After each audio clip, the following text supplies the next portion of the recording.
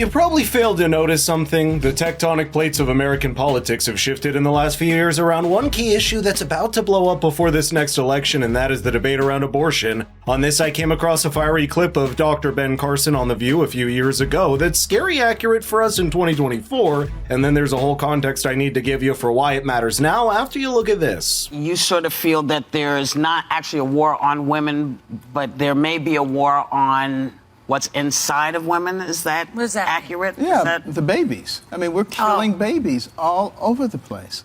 And, you know, we should be, I think people can probably understand. In my case, I spent my entire career trying to preserve life and give people quality of life, even operating on babies in the womb, operating all night long sometimes on premature babies. And I get to meet those people, you know, when they're adults and productive adults. There is no way you can convince me that they're not important. You know why it's a relief to watch? On an issue as sensitive as the abortion topic, neither side these days seems to have a foundational belief they can carry all the way. For example, in the case of the pro-life movement, the idea that life begins at conception leaves very little room to put any other social or emotional consideration on the other side of the scale of life, and you don't even need to agree with the particulars of Dr. Ben's opinion on abortion to appreciate the intellectual consistency. It's so rare to see that from either side in this debate. I mean, perhaps you could count Bill Maher as someone who's pro-choice, and at least intellectually, since he said it's a life in the womb, and he does not have a problem ending it. But when someone on the right of this debate takes a hardline yet coherent stance like Dr. Ben, that's just the kind of person that could collide with the female panelist on The View, and the result? Something you should have expected all along, which is a fallback on their identity rather than the argument. Have you met with the women who have to make these horrendous decisions when they have to make them of whether or not they can bring a child into the world? I mean, we talk about bringing children into the world all the time, but periodically, some women feel, I just can't. And are you empathetic to them? Because we just had empathetic. Oh, good. Go ahead, sorry. Go very ahead. Empathetic, and what I have said is that this is a job for us in the private sector. What we need to do is make sure that we provide adequate daycare centers for these mothers so that they can get their GED, their associate's degree, their bachelor's degree, their master's degree. You're assuming that these are mothers who aren't educated. I mean, I'm talking about women who make most that. Of them. Now, I think that Whoopi Goldberg said it's such a perfect example of what the modern left is so good at. It can be used to identify things like womanhood to try and get a higher ground, but can also use the same identities to pit groups against one another if it's convenient. Isn't that exactly what you see every time that they call pro-life movement or conservatives to ban abortion is painted as a rabid drive to strip women of their rights? And the MSM and digital media are tools to this end because it's in plain sight for everyone to see how weaponizing the Republican opposition to abortion as a supposed hatred for women is a group in an easy ploy to swing the female vote away from the conservative circle. You'd be surprised at some of the headlines that have come out of the media lately, slowly molding minds into seeing the pro-life movement as being driven by right-wing misogynists that want to control women's bodies. An op-ed on the Washington Post reads, quote, "Women of America, this is how much leading Republicans hate you." The American Prospect magazine paints all pro-life Republicans with the ridiculous charge, and another organization straight up asks the second-order question of why Republicans hate women as a starting point.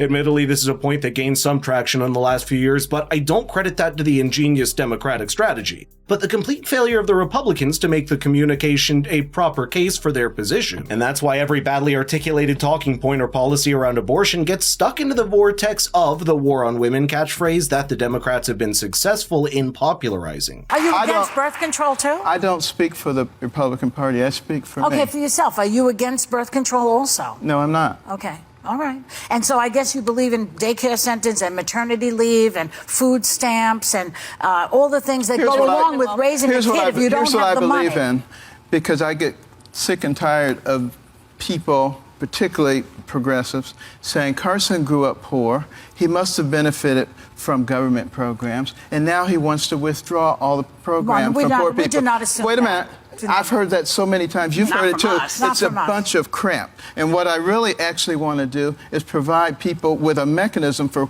coming out of a state of dependency and climbing the ladder and becoming part of the fabric of America. The problem is those two things aren't necessarily mutually inclusive. The morality and legality of abortion is a separate debate to whether it's public or private efforts that can be most effective in helping women of lower resources carry children to term or raise them. If there's a connecting thread, I think it's worth discussing, but one debate cannot simply be used to discredit the other until you end up nowhere. Ben Carson avoids this perfectly using a mix of logic that isn't obscured by loud emotions in his voice or demeanor. Ben himself is considered somewhat of an outlier in even the pro-life movement because some might consider him too far off to the right of the issue, but perhaps what we have is someone that takes a principle and sticks by it, no matter the backlash. Then you've got an entire political party that has to appeal to as many voters as possible and win elections. It becomes a different issue than simply a battle of two ideas because the pragmatism of politics eventually forces change. That's what you're seeing right now, by the way, as the abortion issue starts to become a real thorn in the side of the Republican apparatus, until the point that they've started reconsidering if it's even electorally worth it.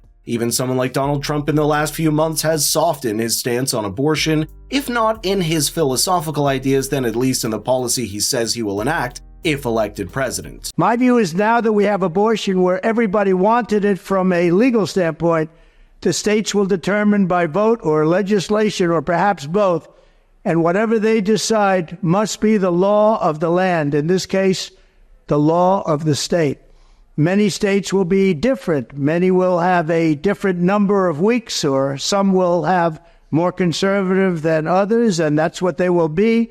At the end of the day, this is all about the will of the people. You must follow your heart, or in many cases, your religion or your faith. Now it's up to the states to do the right thing. Like Ronald Reagan, I am strongly in favor of exceptions for incest and life of the mother. You must follow your heart of this issue, but remember, you must also win elections to restore our culture and, in fact, to save our country, which is currently, and very sadly, a nation in decline. Some people have criticized Trump for diverting his moral position on the debate, while some have praised a strategic mind in him that wants to take the Republican Party away from the obsession that can lose them favor with half of the country's population. Whatever the case may be, it's segments like the one that you saw with Dr. Ben that show a preview of what may happen politically down the line, and that's why they only become more relevant with age.